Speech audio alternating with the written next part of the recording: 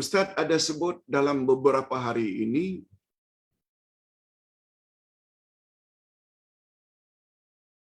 kita boleh bersalawat kepada Nabi Muhammad sallallahu alaihi wasallam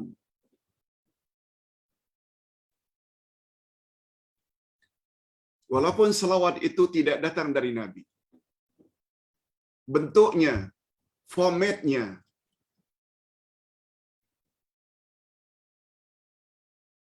betulkah pandangan itu Pak Ustaz?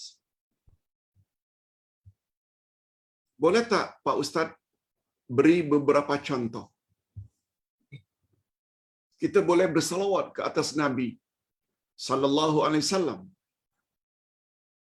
dengan selawat-selawat yang kita susun sendiri, padahal bentuk selawat itu tidak datang dari Nabi. Begini penjelasannya.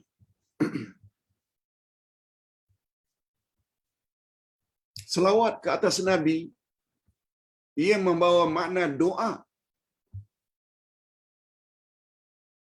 untuk Nabi. Allahumma salli ala Muhammad. Ya Allah, cucurilah kesejahteraan ke atas Nabi Muhammad. Selawat itu maknanya kesejahteraan, keselamatan. Sebagaimana doa-doa yang lain, kita boleh reka sendiri. Ya Allah, panjangkanlah usiaku, sihatkan badanku, supaya dapat menemui bulan Ramadan dan dapat melakukan amal-amal saleh lebih banyak daripada bulan-bulan yang lain. Tak pernah datang dari Nabi, tapi kita ingin begitu. Ya Allah, anakku sedang exam SPM. Tolong ya Allah, kuatkan ingatannya, tenangkan jiwanya, sehingga dapat menjawab semua soalan dengan baik dan berhasil mendapat hasil yang cemerlang. Nabi tak pernah sebut itu. Boleh, namanya doa, tapi dengan syarat. Pertama sekali, doa atau selawat yang datang dari Nabi itu yang lebih afdal. Itu satu.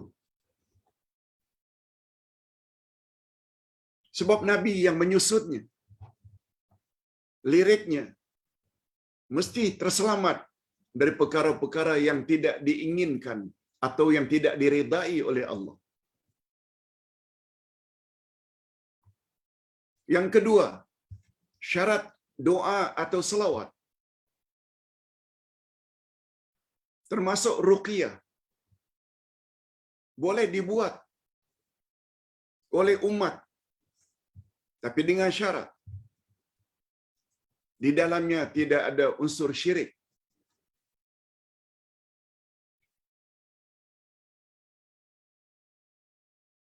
Seorang sahabat bertanya, "Ya Rasulullah, saya ada baca ruqyah, saya ada baca jampi.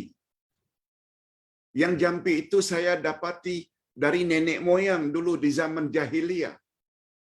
Apakah setelah memeluk Islam, ruqyah tersebut yang diajar oleh nenek moyang dulu itu boleh saya teruskan setelah saya memeluk Islam?" Apa kata Nabi? "Perdengarkan padaku ruqyah yang engkau amalkan di zaman jahiliyah." Lalu sahabat pun perdengarkan, Nabi dengar. Lalu Nabi komen, "La ba'sa bih." Never mind. Tidak mengapa.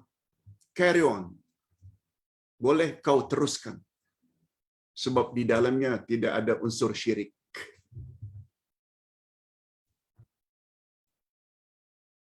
Itu sebabnya apabila dari atuk nenek kita ada bacaan-bacaan tertentu sebagai ruqyah atau jampi. Di dalamnya tidak ada unsur syirik. Supaya umpamanya, kata atuk nini, bila kamu sakit nak,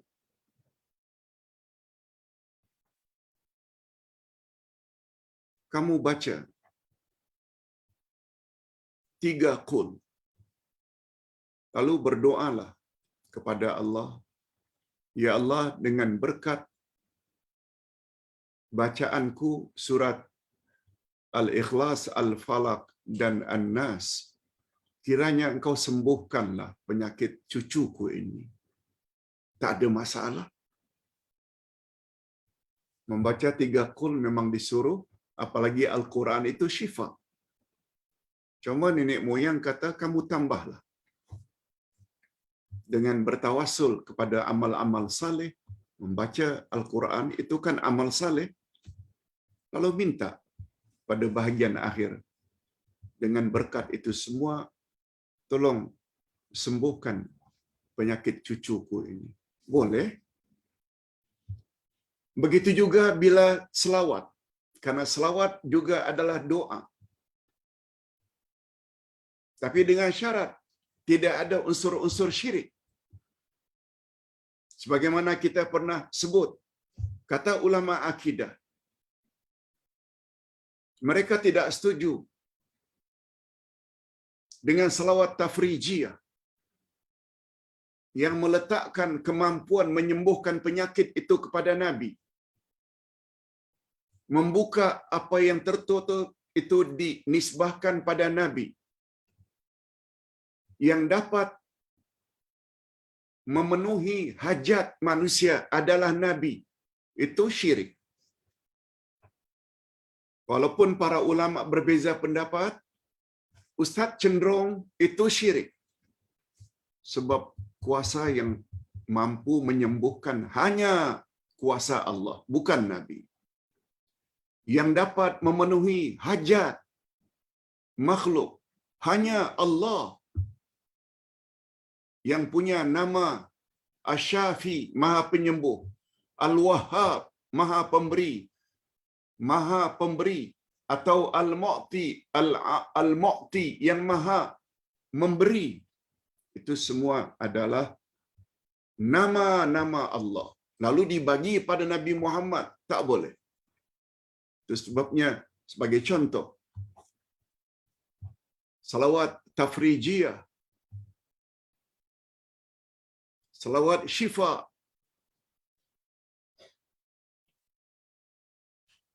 sebaiknya dijauhi. Adakah contoh, Pak Ustaz, selawat yang dibolehkan? Boleh. Antara lain selawat munjiyah.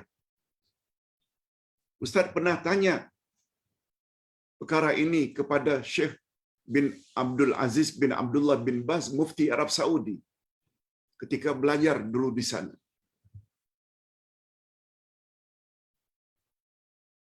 Bagaimana Tuan Syekh dengan selawat ini? Allahumma salli ala Sayyidina Muhammadin salatan tunjina biha min jami'il ahwali wal afat, wa taqdilana biha min jami'il hajat, wa tutahhiruna biha min jami'is sayyi'at, wa tarfa'una biha indaka a'la darajat, wa tuballighuna biha asal ghayati min jami'il khairat fil hayati wa ba'dal mamat, innaka ala kulli syai'in qadir. Salawat ini tidak datang dari Nabi. Tapi maknanya betul. Ya Allah, ya Tuhan kami, Engkau berilah selawat kesejahteraan kepada Nabi kami, yang dengan selawat kepadanya Engkau kabulkan hajat-hajat kami, yang dengan berselawat kepada baginda Engkau sembuhkan penyakit kami, yang dengan bersalawat kepada baginda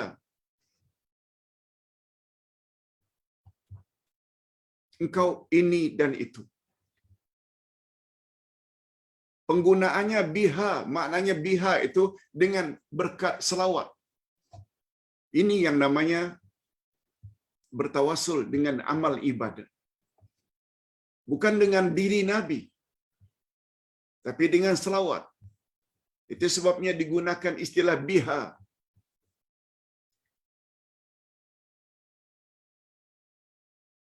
Engkau sukseskan usaha kami, engkau lancarkan urusan kami dengan berkat selawat kami kepada baginda. Nama salawat itu salawat tafrijiyah. Maaf. Salawat munjiyah. Tafrijiyah tadi? No. Hadirin dan hadirat, banyak lagi contoh-contoh yang lain. Cuma Ustaz ingin ingatkan terhadap selawat-selawat yang direka oleh para ulama. Lalu disebut pula sesudahnya, fadilatnya. Bila baca selawat itu, awak murah rezeki. Padahal selawat itu tidak datang dari Nabi. Dan Nabi juga tidak sebut. Itu fadilatnya. Bila kamu baca selawat yang dikarang oleh Habib itu, nanti bila jenazahmu dimasukkan dalam kubur, Rasulullah yang akan menyambut kamu. Bila kamu baca selawat itu yang dikarang oleh Tuan Syekh Anu, nanti kamu akan begini dan begitu. Yang itu tak boleh. Kalau ditanya apa sebabnya, Pak Ustaz? Hadirin dan hadirat, masalah fadilat, masalah keistimewaan, masalah kegunaan satu-satu amalan, fadilat ini, fadilatnya ini, fadilatnya ini, dia menyangkut perkara gaib. Bila baca selawat itu, bila awak meninggal, Nabi Muhammad yang akan sambut awak dalam kuburan. Bukankah itu perkara gaib? Semua kita tahu perkara gaib. Tidak ada yang tahu kecuali Allah. Tidak ada yang tahu kecuali Rasulullah. Karena baginda terima wahyu. Baginda pernah bersabda dalam hadis sahih, "Man salla alayya marratan, sallallahu alaihi asyara marrat." Siapa bersalawat kepadaku satu kali, Allah akan bersalawat kepadanya 10 kali. Bagaimana salawat kepada Nabi yang diajar oleh Nabi? Banyak. Ada 7 jenis salawat ke atas Nabi. Sila lihat di dalam kitab Munajat Ahlus Sunnah wal Jamaah. Yang kita panggil dengan munajat selawat. Ada munajat istighfar. Ada munajat ini dan itu. Sila miliki buku munajat. Ini bukunya. Ini bukunya. Munajat Ahlus Sunnah wal Jamaah. Ada bermacam-macam wirid di sini. Ada namanya wirid puji-pujian. Ada namanya wirid selawat ke atas Nabi. Muka surat 39 sampai muka surat 46. Penuh dengan selawat-selawat atau wirid-wirid selawat. Wirid istighfar, wirid permohonan.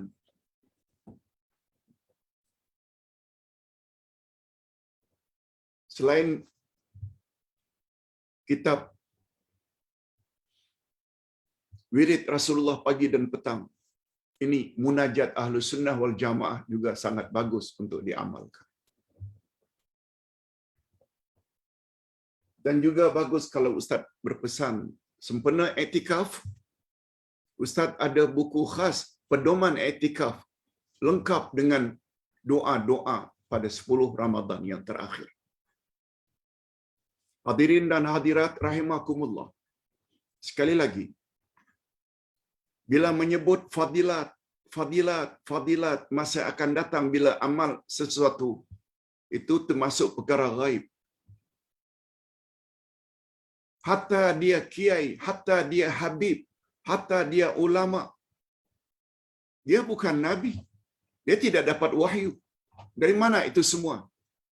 Bagi ustaz, itu sepatutnya tak boleh dipercayai. Yang kita boleh percaya bila bercakap tentang fadilat, Allah dan Rasul saja. Fadilat taqwa. Allah sebut dengan ketakwaan kita akan diberi oleh Allah solution, dan Allah akan beri rezeki dari sumber yang tak disangka-sangka. Lihat ayat 2 dan 3 dari surat At-Talaq. Wa may yattaqillah yaj'al lahu makhraja wa yarzuqhu min haitsu la yahtasib. Siapa yang bertakwa kepada Allah, Allah akan beri dia solution terhadap masalah yang dia hadapi, dan Allah akan beri dia rezeki dari sumber yang dia tidak sangka-sangka. Allah yang cakap. Nabi Muhammad sallallahu alaihi wasallam bersabda, bila kamu bersalawat kepadaku 1 kali, Allah akan bersalawat kepadamu 10 kali. Nah, bagaimana salawat kepada Nabi? Ketika turun ayat 56 surat Al-Ahzab. Innallaha wa malaikatahu yusalluna 'alan nabi.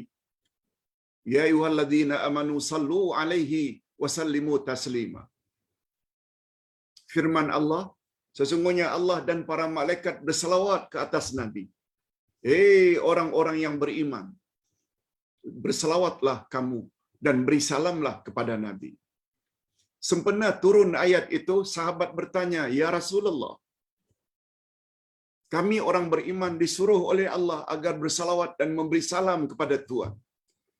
Tentang macam mana kami memberi salam kepada Tuhan, Tuhan telah ajar. Assalamu alayka ya Rasulullah. Wa kaifa nusalli alaik? Macam mana kami bersalawat kepada Tuhan? Boleh tolong ajarkan kami?" Nabi jawab, "Qul Allahumma salli ala Muhammad wa ala ali Muhammad." Kamu ucap saja, Allahumma salli ala Muhammad wa ala ali Muhammad. Itu yang diajar oleh Nabi. Nabi pula sebut, bila selawat padaku sekali, Allah akan bersalawat kepadanya 10 kali. Selawat Allah kepada kita maknanya Allah cucuri rahmat dan berkat dalam hidup kita. Yang itu boleh percaya. Tetapi bila bersalawat dengan salawat ini yang mereka karang-karang, fadilatnya ini, jangan percaya. Dari mana mereka tahu? Padahal mereka tidak terima wahyu. Okey, cukuplah itu jawaban untuk pertanyaan yang pertama. Yang kedua, bagaimana pendapat Ustaz tentang Ratib Al-Attas? Ratib Al-Attas.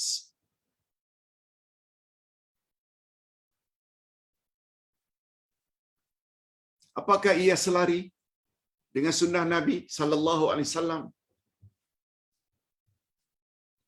Hadirin dan hadirat, ratib maknanya bacaan-bacaan tertentu. Al-Attas barangkali dia dikarang oleh orang yang marganya Al-Attas dari kalangan Habib. Hadirin dan hadirat, Ustaz sudah tulis satu artikel panjang lebar menyebut tentang Ratib Al-Attas, yang dalam kesimpulannya Ustaz cenderung jangan diamalkan. Apalagi di dalam fadilat Ratib Al-Attas disebut bermacam-macam fadilat. Siapa yang baca ratib ini, dia akan dapat ganjaran seperti telah menamatkan membaca Al-Quran sekian kali, dan yang kesemuanya tak pernah datang dari Nabi sallallahu alaihi wasallam. Ustaz harap cari dalam Google Ratib Al-Attas oleh Abdullah Yasin, akan keluar. Sila baca. Terlalu panjang untuk Ustaz jelaskan. Di mana kesimpulannya, kalaulah demikian, kata pengarang ratib tersebut, fadilatnya ini luar biasa, fadilatnya ini. Sedangkan fadilat itu tidak pernah datang dari Nabi sallallahu alaihi wasallam. Bagi Ustaz, jangan diamalkan. Jangan diyakini. Bacaan-bacaan yang datang dari Rasulullah. Ustaz dah karang ada 5 kitab tentang doa dan wirid. Wirid pagi dan petang Rasulullah sallallahu alaihi wasallam. Munajat Ahlus Sunnah wal Jamaah. Koleksi doa dan zikir. Doa-doa dalam i'tikaf 10 Ramadan terakhir. Dan yang terakhir sekarang sedang dicetak 50 himpunan doa yang selalu dibaca oleh Nabi Muhammad sallallahu alaihi wasallam, lengkap di bawahnya footnote dengan rujukan-rujukannya, dan hadisnya sahih belaka. Fokus yang ini saja. Mengapa kita fokus kepada sesuatu yang tidak pasti? Dan terakhir, pertanyaan yang terakhir.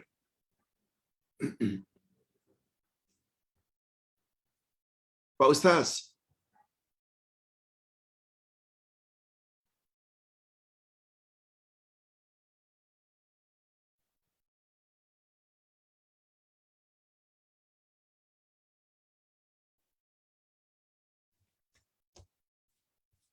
Ustaz pernah sebut bahwa ayat Al-Quran yang diawali dengan ya ayyuhalladzina amanu semuanya ada 89. 89 kali disebut oleh Allah Subhanahu wa taala.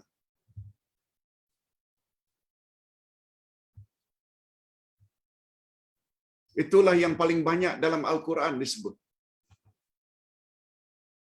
Ya ayuhan nas, wahai sekalian manusia, hanya belasan kali. Ya ayuhan rasul, juga tak banyak. Ya ayuhan nabi, lebih-lebih lagi. Ya ayuhan ladzina kafaru, hanya sekali saja. Ayat 7 dari surat At-Tahrim. Ya ayuhan ladzina kafaru, la ta'tazirul yaum. Innama tujzauna ma kanu ma kuntum ta'malun. Orang-orang kafir,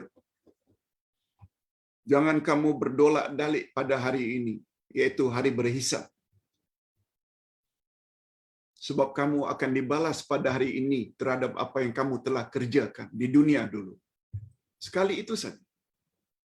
Tapi ya ayyuhalladzina amanu disebut oleh Allah sebanyak 89 kali.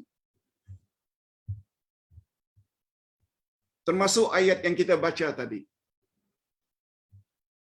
Ya ayyuhalladzina amanu. Maaf. Diawali dengan innallaha wa malaikatahu yusalluna 'alan nabi. Ya ayyuhalladzina amanu. Ini saja ayat 56 Al-Ahzab yang ya ayyuhalladzina amanu terletak di tengah. Itu keistimewaannya. Yang lain-lain semuanya di awal. Ya ayyuhalladzina amanu qu anfusakum wa ahlikum nara. Ya ayyuhalladzina amanu la tulhikum amwalukum wala auladukum an dzikrillah. Sebanyak 89 kali. Nah, timbul pertanyaan. Pak Ustaz, di mana saya boleh dapat buku tersebut? di mana saya boleh dapat atau perolehi kitab tersebut? Iya. Hadirin dan hadirat, untuk pengetahuan, Ustaz sudah tulis nota tentang Ya Ayyuhalladzina Amanu sebanyak 60 nota. 60 nota. Dari 89, 60 artikel yang diawali dengan ayat Ya Ayyuhalladzina Amanu sudah 60. Lalu datang PKP, Mac 2020. Terhenti. Sebab Ustaz tidak lagi mengajar secara offline. Atas dasar itu,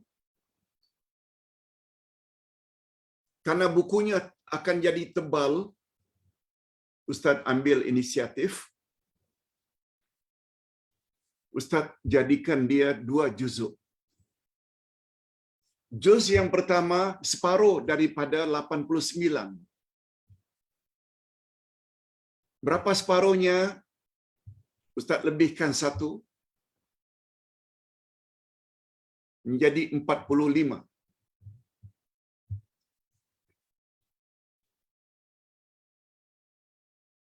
Tafsir ayat-ayat iman. Ustaz namakan tafsir ayat-ayat iman. Juz 1. Daripada Ya Ayyuhalladzina Amanu yang pertama hingga Ya Ayyuhalladzina Amanu yang ke-45. Betul tak? 45 kali 2 jadi 90, mendekati dengan 89. Jilid 2 nanti atau juz 2 nanti, tafsir ayat-ayat iman hanya mengandung 44. Nah, terhadap buku ini sekarang sedang dikoreksi, diedit. Sudah masuk ke percetakan. Sudah masuk. Cuma nampaknya yang terawal akan siap adalah tafsir surat Al-Kahfi. Yang insya-Allah dalam Ramadan nanti kita sudah memperolehi untuk kita gunakan nanti sebagai kitab rujukan setelah Syawal nanti. Sedangkan Ustaz punya target